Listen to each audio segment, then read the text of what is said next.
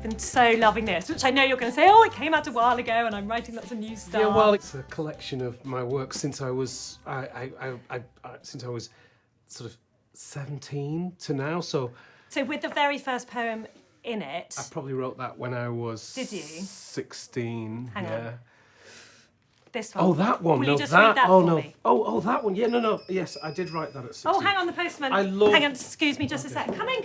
It's fine. I'm going to be on camera. Oh, no, that's fine. Thank you so much. Thanks so much. Sorry. Okay. Oh, wow. Yeah, no, I did. I wrote this when I was 16, 17. Will you read it to me? Well, I am a poet, and it is my life. I would slit my wrist with a pen, not a knife. Well, I am a poet from now until then. My life is my paper, my knife, my pen. I am crazy about that poem.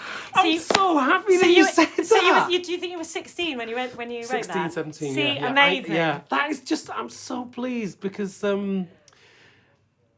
it's true, and my poems were like flags in the mountainside of my journey. I love how early you were a poet. Yeah, it's I knew extraordinary. early. Yeah. It's a good time to write poetry when you're that age because you think that the world will fall apart unless you say what you've got to say. Right. There's only 2 times that happens. One is in your teenage years that you have a compulsion. You have to say what you've got to say, otherwise you will fall into a million pieces. As if the world would end tomorrow. And then towards later in life, then when you know that you're going to pass away. Well, I know, but it's at those 2 points. It doesn't matter whether you're 20 or 75. Right. When you know it's going to end, you have an urge to write down your thoughts, to be recorded. Do you remember the first poem that you were aware of or read, or what got you interested in poetry as opposed to any other form? The first poem that I do remember is about a cat called McCavity. McCavity's a mystery cat. He's called the Hidden Paw. That's like the best poem ever. What age do you think you were when you first read that? I must have been 8 or 9. I mean, underneath that is a book that's done really well, which I'm not into at the moment in my life, but it has done really well, and it's called The Bible. Oh, I've heard of that. Tell me more. Well, it was it was published. It's full of poetry, and it's full of incredible stories, whether you believe in them or not. And I'm always a little bit nervous of mentioning that book. Right. Because it's like when Da Vinci Code came out. You know, I read Da Vinci Code. I love Da Vinci Code. I'm sorry, but I did. No, don't apologise. But No then apologising. I started to learn that you're not in certain circles, you're not supposed to like the Da Vinci Code. Well, not in you know these what I mean? circles, but yeah. The You Da know, Vinci Code is a brilliant book, and you can't put it down for a single second. You read it and you're like, don't talk to me until I finish the Da Vinci Code, which is surely the sign of an amazing book. But then we learned that we're not supposed to, you know, suddenly there was a sort of snobbery about it. And I think the Bible's probably a bit like that, actually. It's gripped quite a few people. It's got a good publishing deal. And it's always in print, you know what I mean? It really does. You know what I mean? Yeah. So then there was The Lion, the Witch and the Wardrobe and Enid Blyton. A book that really stuck in my mind this is all pre-12. Right, gosh. As I was about 11, was a book called The Cross and the Switchblade. Oh, I don't know that. Tell me about it's about the gangs of America Okay. and the violence of those gangs, and then this preacher. Is it a novel? Guy. Or It's a novel. right, Sorry, a yeah, novel. it's a novel. Right. And then a preacher goes into the streets of I think it's LA or New York. It's New York, and converts these kind of gangsters to Christianity. Well, you see what my foster parents were getting at. Right. There was a theme. There was a control, actually, of what books I was supposed to read. Right. But then I wonder what the first book you read was that was outside of that control. What the first kind of, subversive book that you found at school or a friend's house, and you were like, oh, there's a whole world out there. That's a fantastic question. Of other stuff. Well, the one that sticks in my mind, because then at 12 years of age, I then left those foster parents, and I was in all of these strange dystopian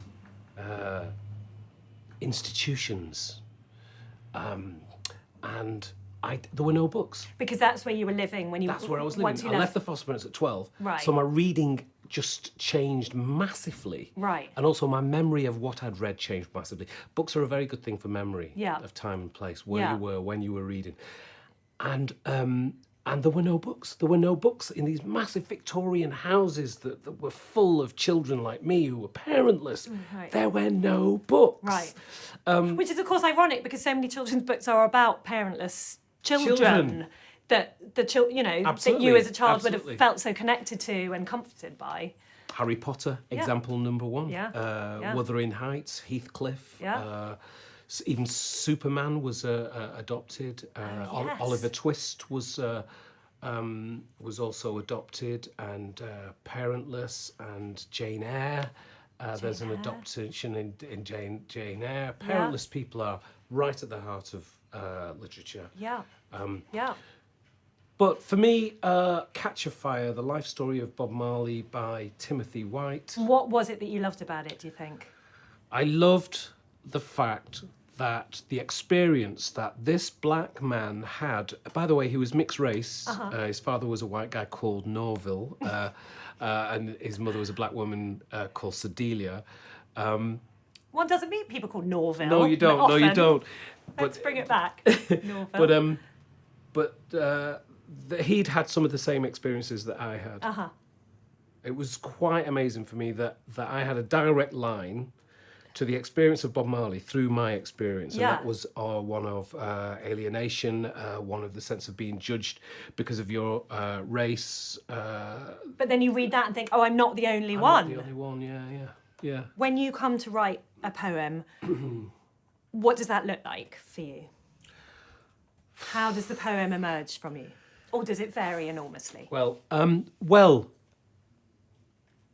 at the moment I'm writing a poem for Canterbury, and because I'm the Canterbury Poet Laureate, have been for about a year now, and it scares the life out of me. So it looks like a blank page, which is the most frightening thing to do. And the thing about being a writer is that you've got to destroy the blank page. Yeah. Really. Yeah. And it's a bit aggressive, destroy the blank page, but you do, because it's very, and so for that poem, for the poem for Canterbury, I'm going to be doing tons and tons of research first and foremost, and then free writing as much as I can to see if I can find the line that will be the beginning of whatever it's going to be.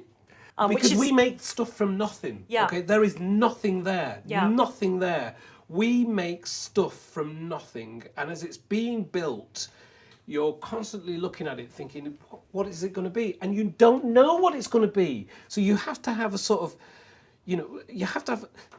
Grace Nichols, the Guyanese poet, she said she follows her pen.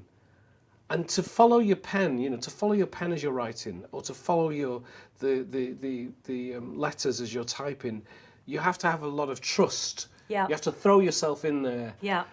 And free fall into what could be a mess. I know that your biological father was Ethiopian. Yes. He's an Ethiopian airline pilot. That's right. Do you ever speculate on his relationship with books or with my reading? dad's. Yeah. I don't think he read much. I've got a feeling that he didn't read much. I mean, he might have done. He might have done. And my mum is also Ethiopian. She might have read books as well. Do you know what? I haven't. Because I would have to learn another language.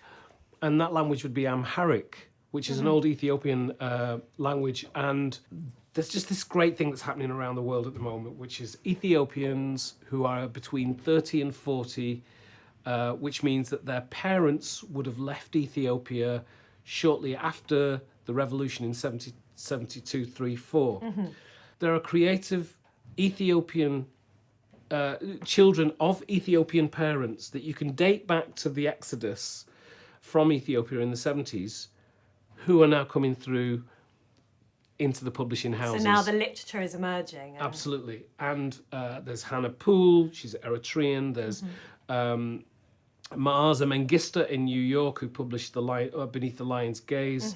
There's Dino Mengistu. These are all being published by the big publishing houses, getting reviewed, playing the Hay festivals, etc., etc. Which is your favourite, if you were going to recommend one? Hannah Poole's book, which is incredible, which is called My Father's Daughter, is about her own journey in search of her father, who lives in a very small, on a farm in Eritrea. Hannah Poole used to do the Guardian's kind of beauty. Yes. She was the beauty editor for years. Yes. So the idea of this beauty editor who always looks stunning, walking through the rural Eritrea, towards finding her father is just incredible. Yeah. Can I say what's really exciting about going to a bookshop? Of course. It's that, like, you can look around a bookshop as a writer. Yes. And you can go, oh yeah, I met her. I introduced her on stage at the in Bradford once, or in Leeds Literature Festival. Yeah. And it's great when you see writers growing, into these just incredible beings, people that or that you've met.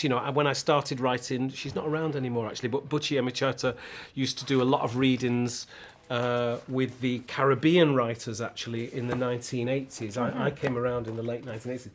See, and I know her. I've been meaning to read this for right. Oh, ages. really? Yeah. Brilliant. I'm going to read this tonight on the way home.